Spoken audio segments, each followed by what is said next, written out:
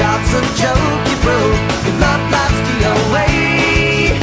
It's like you're always stuck in second gear, when it hasn't been your day, your week, your month, or even your year. But I'll be there for you when the rain starts to fall. I'll be there for you like I've been there before. I'll be there for you 'cause you're there for me too. You're still in bed at 10 and work again at 8. You burned your breakfast so far, things are going great. Your mother warned you there'd be days like these, but she didn't tell you when the world was brought you down to your knees. That I'll be there for you when the rain starts to fall. I'll be there for you like I've been there before. I'll be there for you 'cause you're there for me too.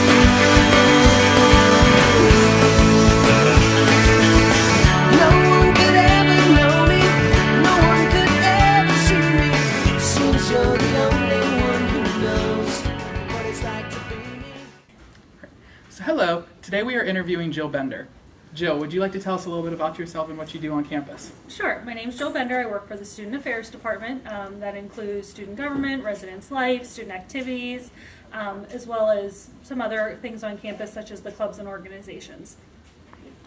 So in class, Joe, we learned about ZAPs and SAPs. ZAPs is when something positive is affecting you. They're giving you advice, being real friendly. And we also learned about SAPs when people were kind of negative and they bring you down in your job position. Could you tell us about a time that you were sapped and like how that impacted you and made you feel? Sure. An example of a SAP is that I can think of being general is a situation when you need support from another coworker, or you just need information from them and they're not willing to help supply that information. Either they tell you they're too busy or they don't want to be interrupted. Things like, oh, that's confidential, I can't tell you. And there's times when the information that you need from them is required to do your job and to do it well. And if they're not willing to collaborate, that just makes things difficult. Awesome. And can you tell us a time about how that could have been changed into a ZAP? It's very simply giving the information in an email, taking 5 minutes to say, oh, sure, I'm busy right now, but I can meet with you later.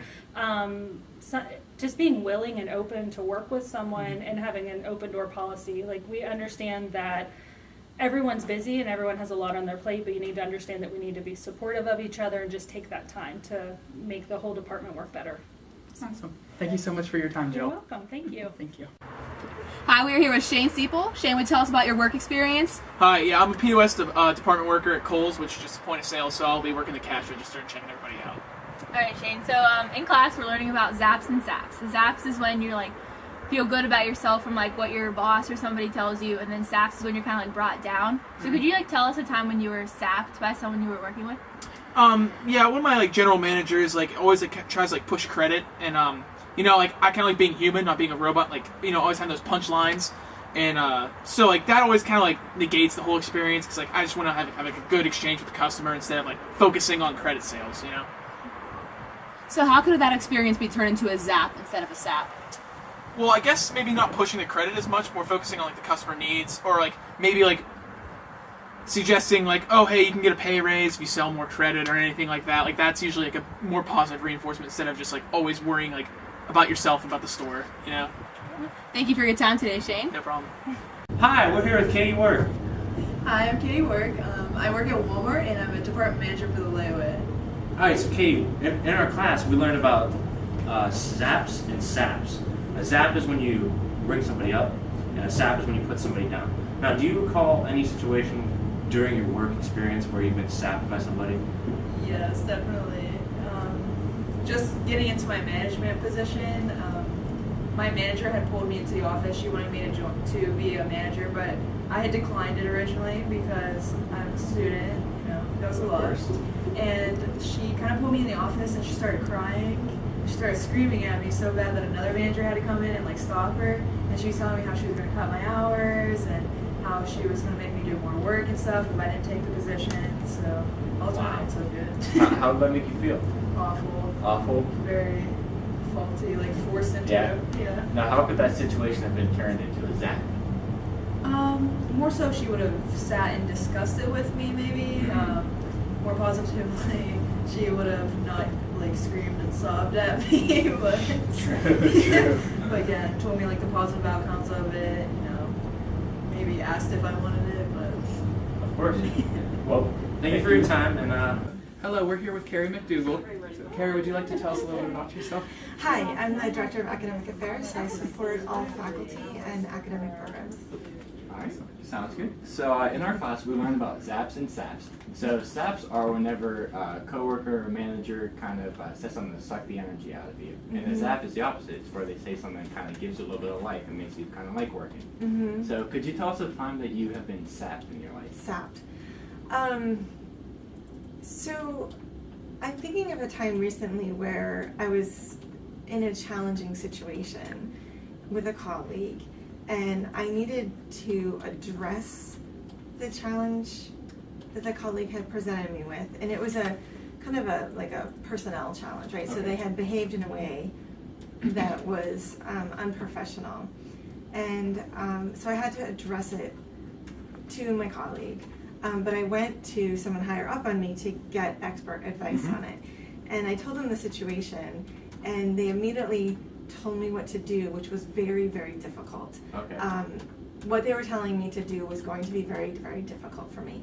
And I think the reason it stopped me was because I really needed them to empathize with the challenging nature of the situation first. I really needed them to hear it and say, oh my gosh, that must have been really difficult.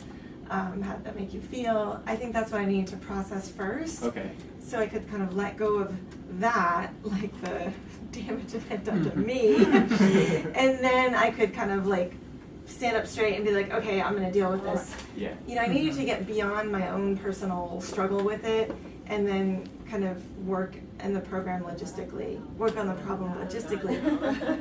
But my colleague kind of just wanted me to just attack it logistically without kind of dealing with the complexities that it provided with me just personally. Okay. So it stopped the energy out of me because I wasn't ready to deal with the problem immediately. So then I just went to somebody else and got them to empathize with me and then was able to, you know, work through that and then deal with it logistically. So then if this person would have been more empathetic and stuff, that would have been more of a zap, you would say. Yes, I think they would have kind of collectively held a little bit of my struggle in that moment and been present with me.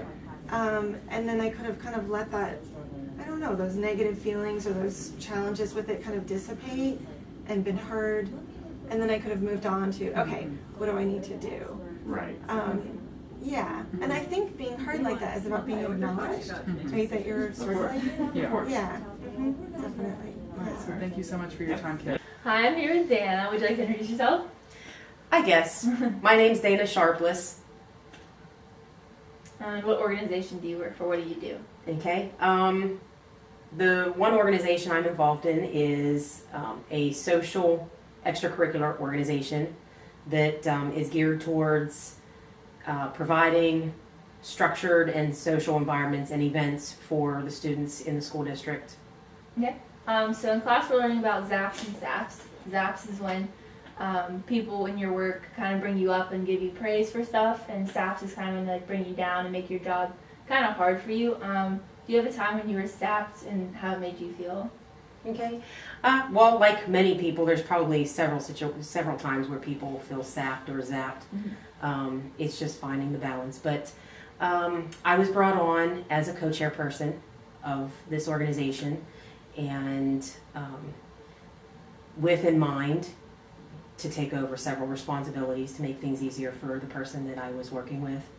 Over the course of time, there were times where I'd come up with ideas or make suggestions and already done it, doesn't work, whatever have you. And I felt like my words didn't matter, my ideas didn't matter. Well, I wasn't coming up with good enough ideas. Maybe I shouldn't even be the co-chairperson. I wasn't good enough to do what needed to be done. Okay, and now, how could this person have reacted differently towards you to make this a zap moment for you? Well, what I've learned from this type of situation is not everyone knows the same amount of information that other individuals know.